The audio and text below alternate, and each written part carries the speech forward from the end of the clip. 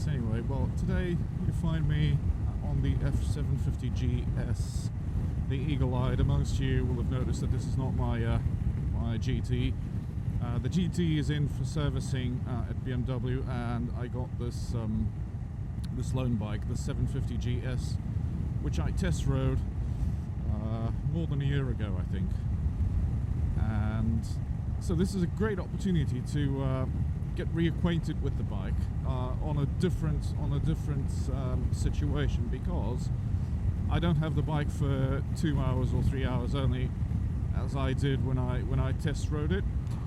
I've had it for, this is the second day now. I had it for yesterday and this is the second day, so I did all my commuting to work from work yesterday, and it's going to be the same today. So it's given me a very good opportunity to gauge what it is like to live with the F750GS.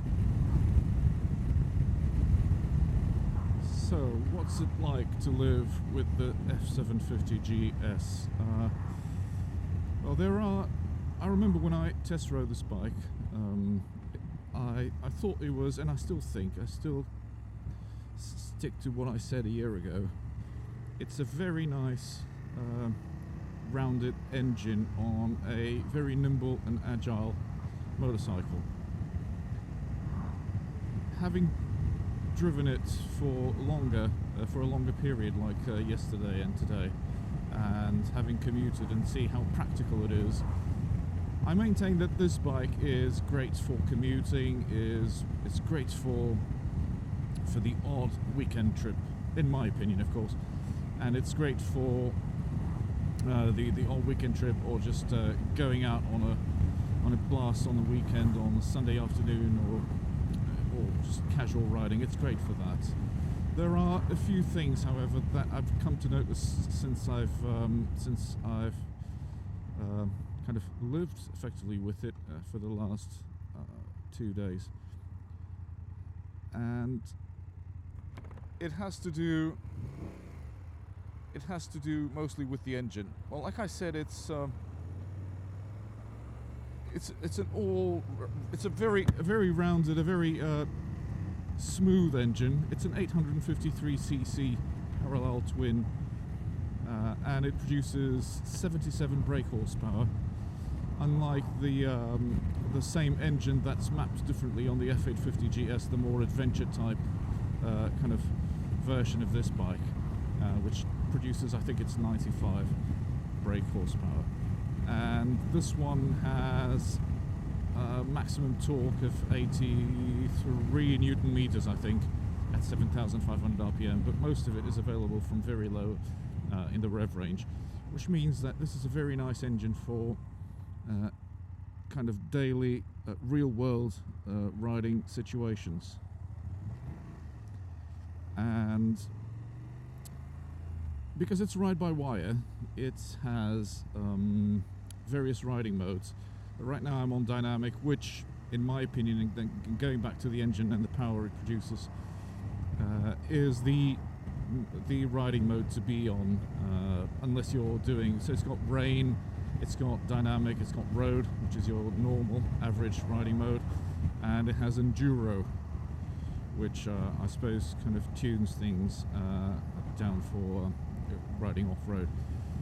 Although I really wouldn't see myself putting this bike off-road, but anyway. So the engine and riding modes. It's got so I'm on dynamic right now, and as far as I'm concerned, this would be the only riding mode I'd stick it in and leave it there. The reason being that, although it's a nice engine suited for everyday life, maybe because of the ride-by-wire, I'm not used to riding these bikes. Maybe because of that,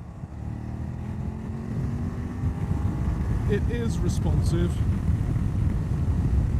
but there is a lag between when you open up the throttle and the bike starts to accelerate. So maybe because of the throttle being electronic or not, I don't know. there is a certain lag, or maybe because of the power the engine generates, there is a certain lag, and it does not respond straight away or immediately. There's not an immediate response to your action on the throttle. The other thing is engine braking. It's for a parallel twin. It's not as good as I'd expect. So compared to the F800GT, for example, engine braking is a lot better on the GT than on here. You let go of the throttle and the bike keeps rolling, and it doesn't stop straight away. So engine braking is not great. Handling, however, is great. It's a very easy bike to maneuver at slow speeds in traffic, as you can see now. And like I said, it doesn't have any panniers on the back, so I'm pretty confident when I filter between cars. And because I know that there are no big bags in the back like on the GT trying to hit the cars without me knowing. So handling is very good on this bike. The engine, going back to the engine is responsive enough for everyday life, but unless, yeah, it's not. I would expect a bit more from it. I don't know.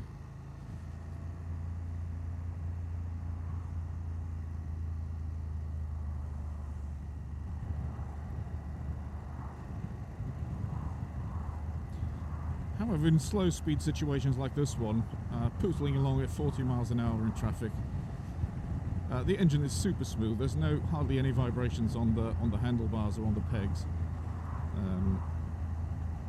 so it's very, very smooth. And I mean, it's ideal for this type of riding. I think I wouldn't buy this bike if I wanted to do long distances, because although there's a lot of space for the driver on the seat, you can move backwards and forwards on the seat, go back and just kind of adjust myself to the position that suits me the most. And my legs are not, my knees are bent in a slightly acute angle, so it's very, very comfortable, very upright position. So the handlebars are at the right distance from my arm's length, so everything is fine.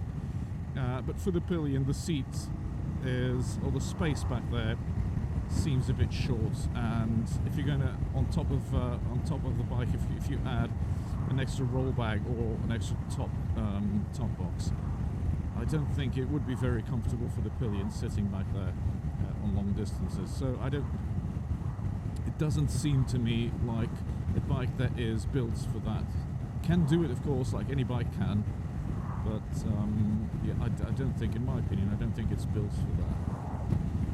Another negative thing on this bike is this one comes with heated grips, which is good.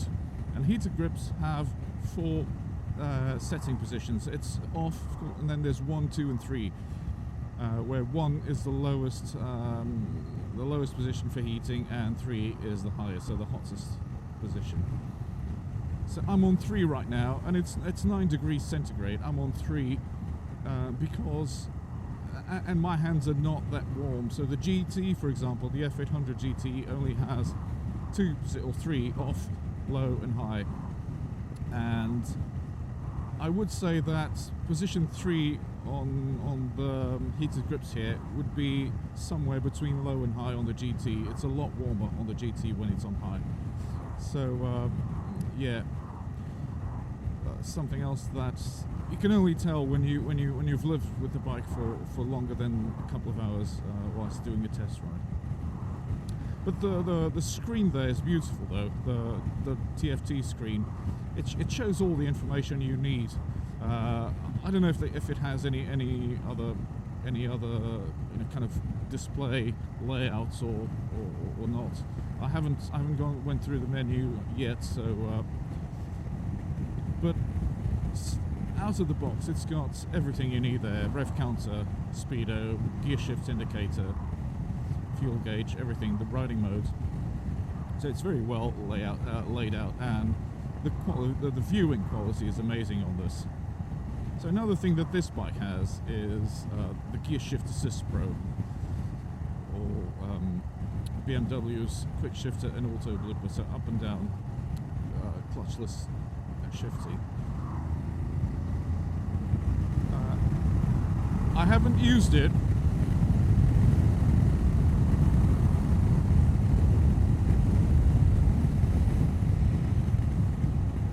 So just overtaking here, even on dynamic, the engine seems a bit anemic.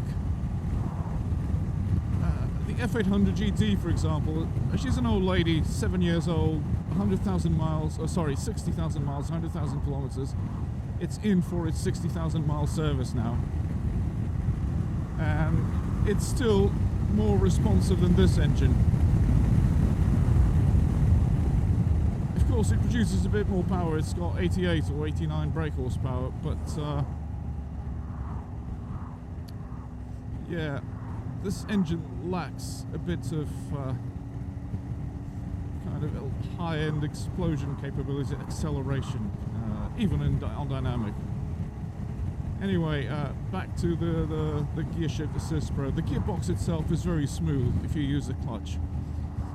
The only thing I've noticed is that when I shift down using the clutch, I feel this click on the clutch lever itself when I shift to a lower gear. I don't feel that when I shift up. I don't remember feeling this when I tested the F750GS. There must be a thing with this bike, I don't know. It's not an issue, it's just something that I've noticed. It might mean something, I don't know, but it's just something that I've noticed. So slow speed riding, very upright. I'm doing 2 miles, 1 mile per hour, and I haven't put my feet on the ground. She's very well balanced. And very, very easy to ride at slow speeds. Corners beautifully, she leans quite well onto bends and very easy to ride, very easy to ride. The tyres are very thinner or narrower than the ones on the GT. I think it's 110 on, I'm not sure, I'll put these values up on the screen later. But I know the rear tyre is 150, it's 150 tyre compared to the 180 on the GT, and the front tyre on the GT is a 120. This one, it's a lot thinner, maybe, I don't know, 90, I don't know. I'll have to check and I'll put the numbers up. But maybe that's what makes it so nimble, so agile. It's a deceivingly big bike, so it seems smaller than it actually is, and it seems lighter than it actually is. And you can tell when you push it around, take it out of the garage or just move it around on the car park. It is, you can tell it is. It's a light bike. Oh, it's a heavy bike, sorry, but it feels lighter than it actually is.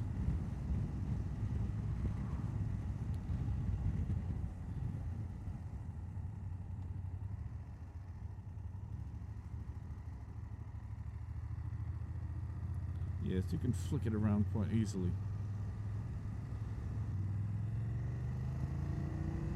So yeah, these are my impressions and my thoughts on the F750GS. What it is like to live with it for a longer period of time, and in one word, just to kind of summarize everything, it is a very capable bike. Ideal for commuting, especially if you stick a couple of panniers on the back. Ideal for commuting, for for the odd blast around the country roads, and for short trips with a pillion. So I think it's the ideal bike for that. Anything more than that, it's not a fast bike by any means. I think the engine, although well-rounded and although with the power in the right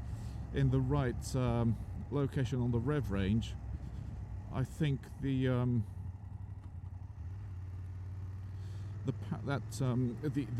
lacks a bit of power at just 77 brake horsepower, and I think that the throttle could be a bit more responsive, because there is this lag. You can definitely tell the lag between the moment you open up the throttle and when the engine reacts to it.